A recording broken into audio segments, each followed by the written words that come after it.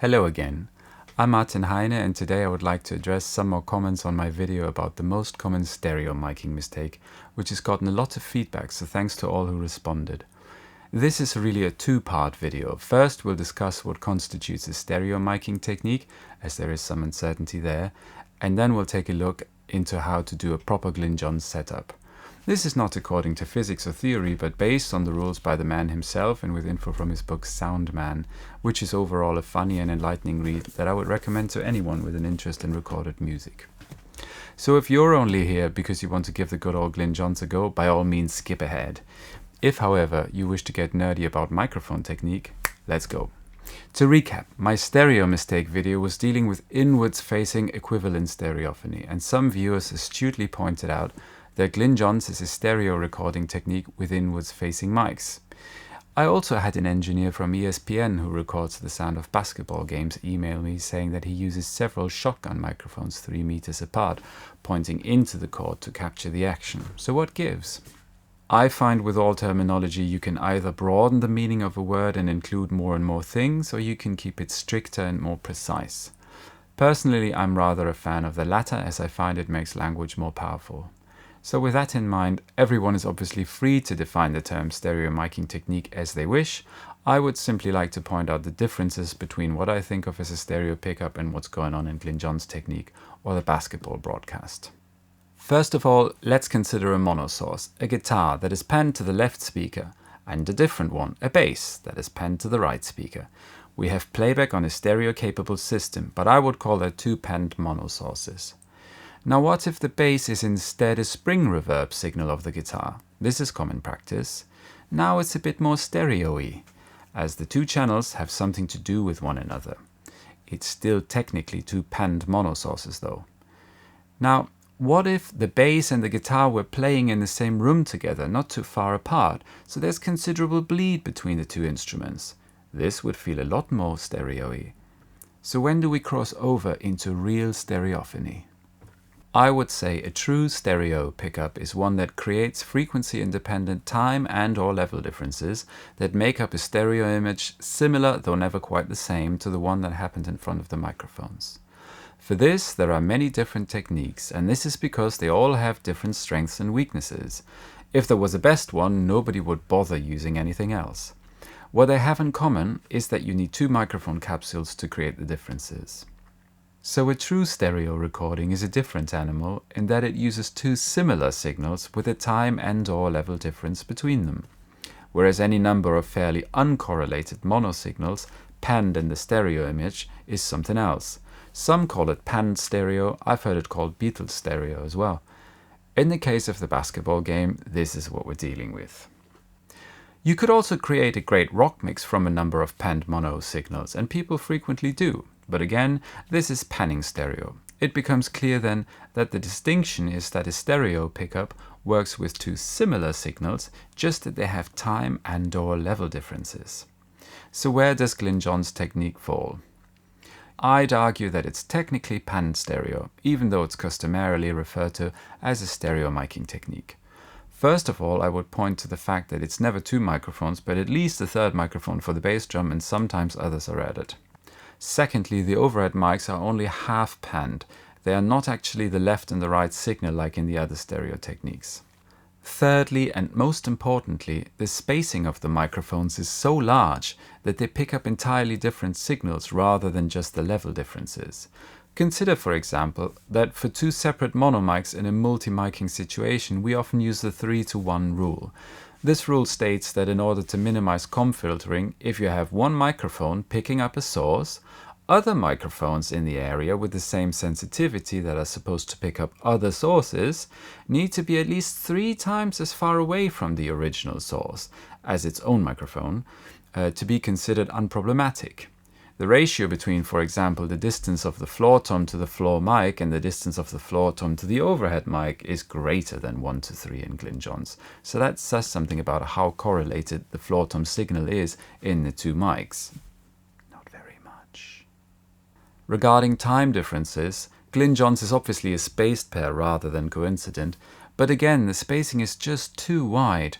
Commonly, people put the cutoff for a usable distance between the microphones in a spaced pair at about 1 meter roughly. 30 to 60 centimeters is quite common. This is because the recording angle becomes narrower as you move the mics further apart. At 50 centimeters, it's still about 180 degrees, but at 1 meter, it's only about 30 degrees, so really very narrow. And of course, the mics in Glyn Johns are much further from one another still, way beyond AB in my book. Although it has to be noted that for the snare, people indeed take the time difference into account to get it into the center. For the rest of the image, however, though it's sounding pleasing, it's rather the panning and all the bleed that paints the picture. For a stereo miking technique, the mics are too far apart and too close to the source individually. In other words, as I said somewhat flippantly, I apologize, to one commenter in the other video, if Glyn Johns is a stereo miking technique, would you use it on a piano or on a choir? Of course, it doesn't matter what we call it, but these are the differences in how it works. Now, let's get on to the original requirements for the Glyn Johns technique as described by the man himself. If we're being strict and honest, we'll have to admit that the absolute majority of recording setups that are given the name do not in fact meet his criteria. I'm paraphrasing here, but this is straight from the book and interviews, so let's dive in. Number 1, you must have a drummer that gives you a good sound in the first place. Here I would personally add that you also need a good room that gives you a good sound in the first place. Glyn Johns is not exactly close miking. You should also not just hope for the drummer to give you a good sound, but really check if it's there. A classic problem could, for example, be that he plays the cymbals or the hi-hat too hard, and you won't very much be able to address that at a later stage. So do listen for issues. Number 2. You should pan the microphones about halfway, never fully. Glyn calls a drum sound spread over the entire spectrum completely unnatural. I've seen all sorts of pannings for this, even one mic fully and one mic half, etc. His description is same level, about halfway. Number 3. You must use Neumann U67s, 47s or Telefunken 251s. This one alone probably disqualifies more than 90% of the attempts at a proper Glyn Johns setup, but this is what the original recipe calls for. Like with Italian cooking, it's probably best to have gone and done it exactly right at least once before being confident that little changes have no ill effect at all on the end result. Personally, I'd never be dissuaded in trying different microphones for this technique as well, but it does mean that we shouldn't complain to Glyn if we don't like the result.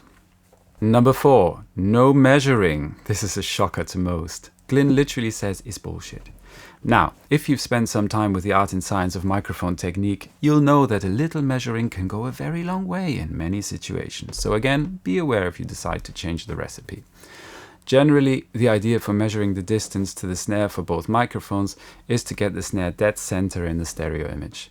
If you decide not to do so and move the microphones to positions that give you the best balance of the different parts of the kit, I recommend you simply check at the end if you're still happy with the position of the snare in the center. If so, you're good to go. If you have to set up drum mics without really being able to audition them because of time constraints or something like that, you may think that measuring is safer. But generally in such a case I wouldn't recommend using the Glyn Johns method at all, because you should observe point 5, which is make small adjustments depending on the kit, the drumming and the material played. This is always a good idea for any kind of microphone setup. And here I would like to give a tip for finding good spots for the mics. In my observation, the overhead microphone on Glyn's own setups tends to be a little higher compared to what I see when other people use the technique. Also, the floor tom microphone tends to be a little more towards the back.